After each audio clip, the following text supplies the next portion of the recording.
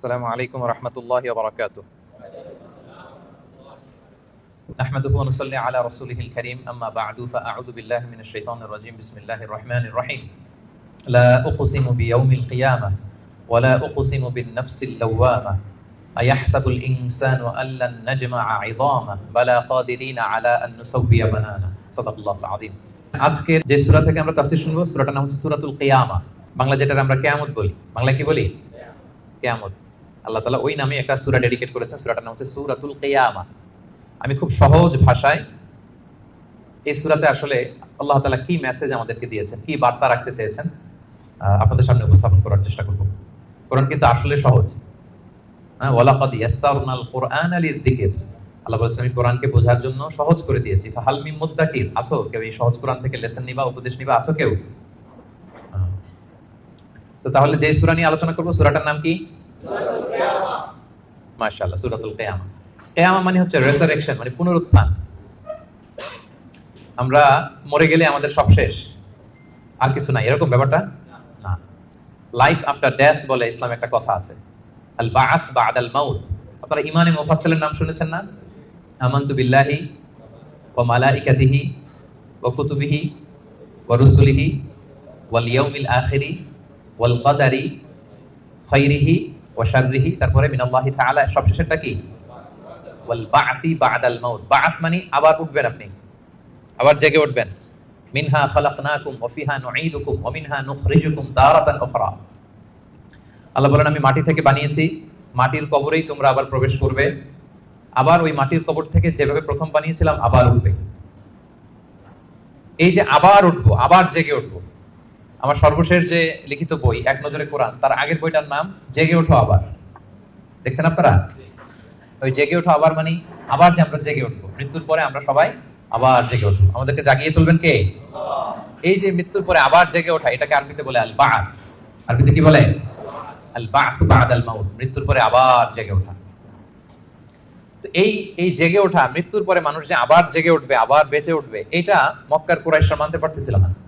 কারণ তারা দেখে যে প্রাচীন প্রাচীন কবরস্থানগুলোতে মানুষ মরে যাওয়ার পরে পচে গলে শেষ হয়ে যায়। ইভেন মানুষের যে স্কেলিটন থাকে, হাড়, এগুলো 10-15 বছর পরে মাটির সাথে মিশে গুঁড়ো হয়ে যায়।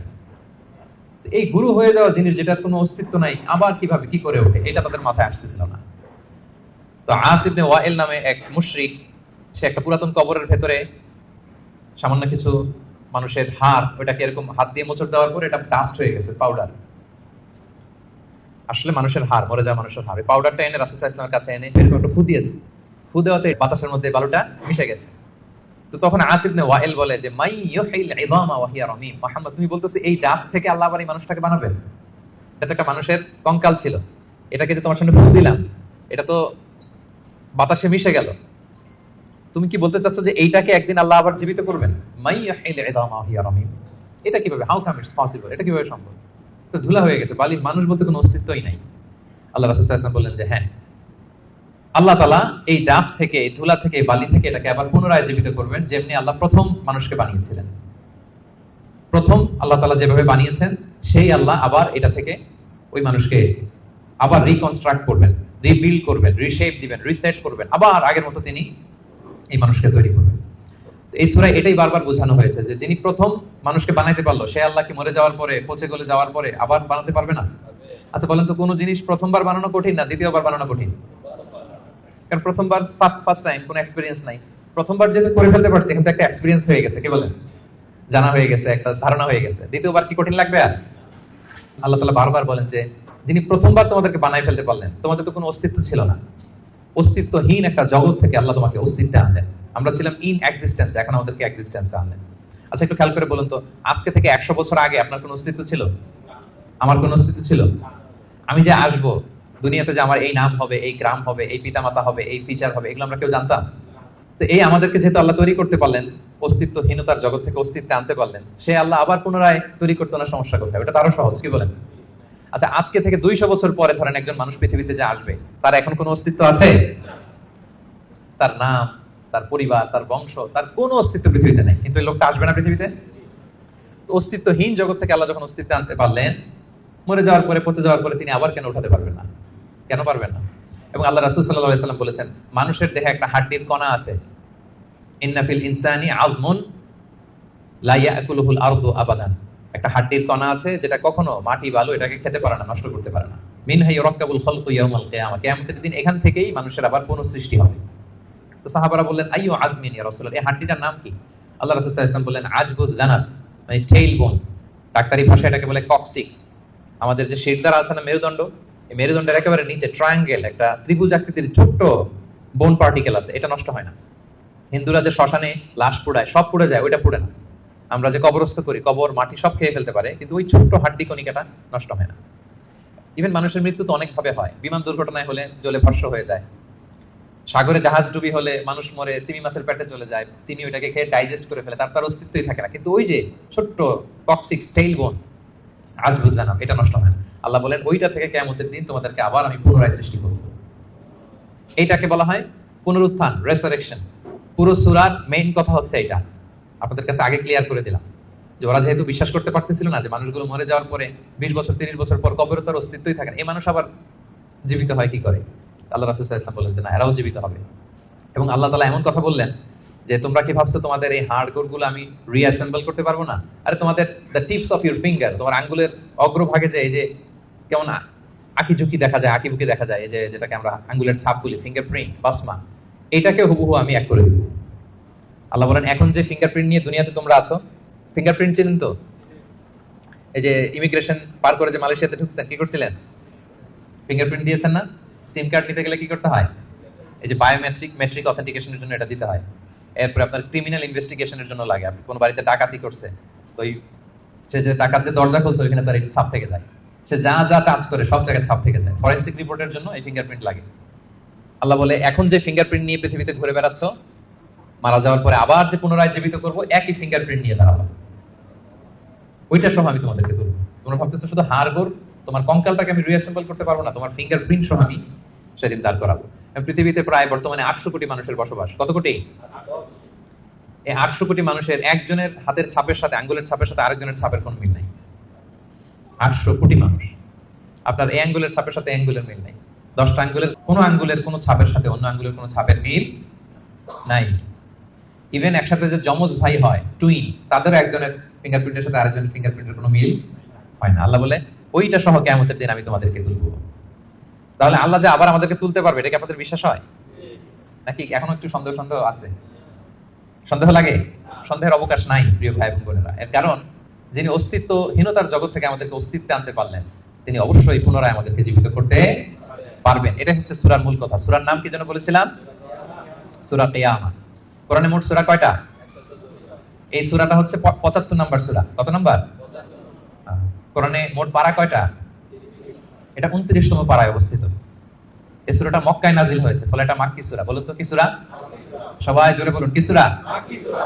মাক্কি সূরা। এই সূরার আয়াত সংখ্যা কত বললাম? 40। আয়াত সংখ্যা কত? 40।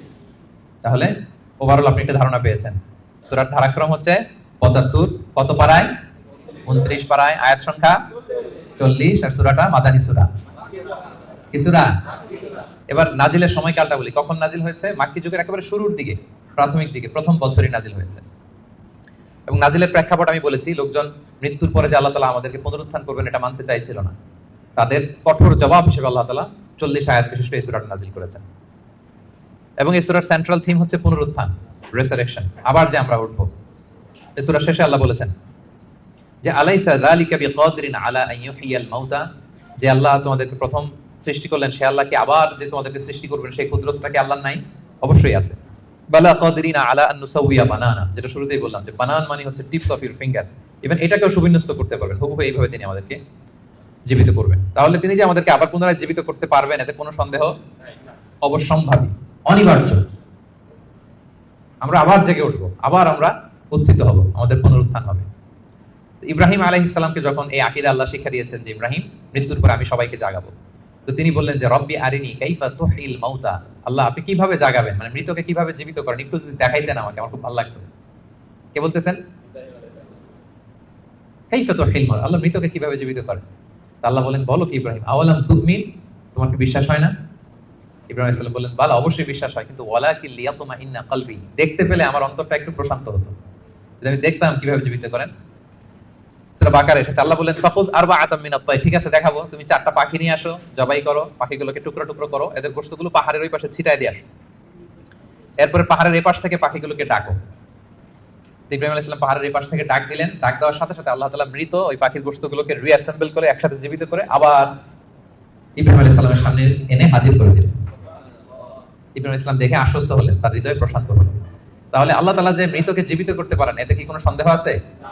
শুরুতে আমরা বলেছি ইমানে মুফাসসালে আল্লাহ বলেছেন, আমাদেরকে জানিয়েছেন যে 7টা বিষয়ের উপর ঈমান রাখতে হয়। এর মধ্যে একটা হচ্ছে বল বাস বাদাল মাউত, মৃত্যুর পরে তিনি আমাদেরকে জীবিত করবেন, এটা আল্লাহর কুদরত। আচ্ছা, তাহলে সূরাতুল কিয়ামা নামকরণ কেন করা হলো, কোত্থেকে করা হলো? এই সূরার প্রথম আয়াতেই আল্লাহ তাআলা কিয়ামত শব্দটাকে উল্লেখ করেছেন। প্রথম আয়াতেই কিয়ামত শব্দটার উল্লেখ আছে এবং কিয়ামত নিয়েই পুরো সূরা জুড়ে এখানে আলোচনা, ফলে এজন্য এই সূরার নাম হয়েছে কি সূরা কিয়ামা। আল্লাহ বলেছেন লা উকসিমু বিয়াউমিল কিয়ামা, এখান থেকে সূরার নাম কিয়ামা। আচ্ছা, এই সূরায় বেসিক্যালি 5টা বিষয়ে কথা বলা হয়েছে। কয়টা? মোট 5টা সেকশন। এখন একটা জেনারেল ওভারভিউ শেয়ার করতেছি। প্রথম 15 আয়াতে কিয়ামতের ভয়াবহতা, কিয়ামত যে কত ভয়াবহ হতে পারে, প্রথম 15 আয়াতে আল্লাহ এটা আলোচনা করেছেন। পরের 4 আয়াতে ওহীর প্রতি রাসূল সাল্লাল্লাহু আলাইহি ওয়াসাল্লামের যে ভীষণ আগ্রহ, সেটা নিয়ে আলোচনা করা হয়েছে। এর পরের 6 আয়াতে কিয়ামতের দিন কিছু মানুষের চেহারা হবে উজ্জ্বল, গ্লোয়িং ফেস, আর কিছু মানুষের চেহারা হবে গ্লুমি ফেস, মানে বিষণ্ণ, বিবর্ণ, অন্ধকার চেহারা। এটা নিয়ে আলোচনা করবে। এক দলের হবে উজ্জ্বল চেহারা, আরেক দলের হবে বিষণ্ণ, বিবর্ণ, কালো চেহারা। আমাদের চেহারাগুলো যেন সেদিন উজ্জ্বল থাকে, আমরা সেই কামনা করি আল্লাহর কাছে। এরপরে 26 থেকে 30 নম্বর আয়াতে মৃত্যুকালীন অবস্থা কি হবে মানুষের, সেটা নিয়ে আলোচনা করা হয়েছে। সর্বশেষ 10 আয়াতে আল্লাহ পুনরুত্থান দিয়ে ক্লোজ করেছেন সূরাটা। পুনরুত্থান যে অনিবার্য, অবশ্যম্ভাবী, এটা আল্লাহ তাআলা প্রতিষ্ঠিত করে শেষ করেছেন। তাহলে একটা জেনারেল ওভারভিউ পেয়েছেন। মোট কয়টা সেকশন এই সূরায়? 5টা। প্রথমে কিয়ামতের ভয়াবহতা, তারপরে ওহীর প্রতি, ওহী রিসিভ করার প্রতি রাসূল সাল্লাল্লাহু আলাইহি ওয়াসাল্লামের যে অধীর আগ্রহ, ভীষণ আগ্রহ, এটা নিয়ে কথা। এরপরে উজ্জ্বল চেহারা আর অন্ধকার চেহারা। এরপরে মৃত্যুকালীন অবস্থার যে বর্ণনা, সেটা দেওয়া হয়েছে। সবশেষে পুনরুত্থান। তাহলে এই 5টা বিষয় নিয়ে আমরা আলোচনা শুরু। তাহলে ওভারঅল এই সূরা নিয়ে কথা হয়ে গেছে। এবার আমরা তাফসীরের দিকে যাই। প্রথমে আমরা বলেছিলাম যে কিয়ামত দিবসের বর্ণনা আল্লাহ দিয়েছেন। আল্লাহ শুরু করলেন আউযু বিল্লাহি মিনাশ শাইতানির রাজীম, বিতাড়িত শয়তান থেকে আল্লাহর কাছে পানাহ চাই।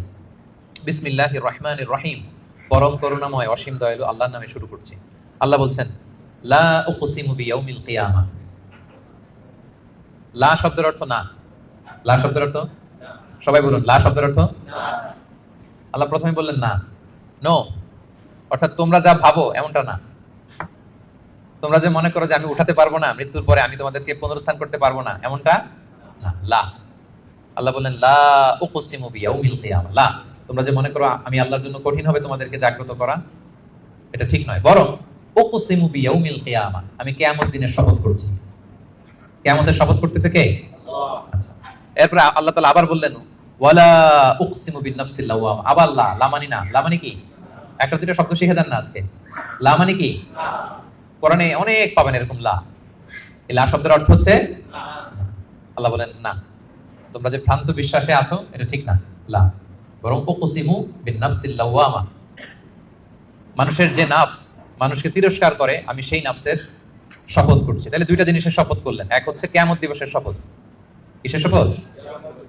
2 হচ্ছে নাফসে লাওয়ামার শপথ, মানে যে নাফস মানুষ খারাপ কাজ করলে তিরস্কার করে। এই দুইটা শপথ করে এরপর একটা কথা বলবেন, গুরুত্বপূর্ণ কথা। আচ্ছা, ওই কথায় যাওয়ার আগে নাফসে লাওয়ামাটা কি এটা আমি আগে বলি। আমাদের যে নাফস, মানে আমাদের ভেতরে যে নাফস দিয়েছেন আল্লাহ তাআলা, এটার 3টা ক্যাটাগরি হতে পারে।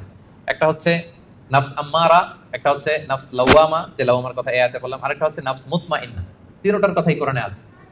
একটা হচ্ছে নাফস আম্মারা, ইন্নান নাফসা লাআম্মারাতুম বিসু ইল্লা মা রাহিমা রাব্বি।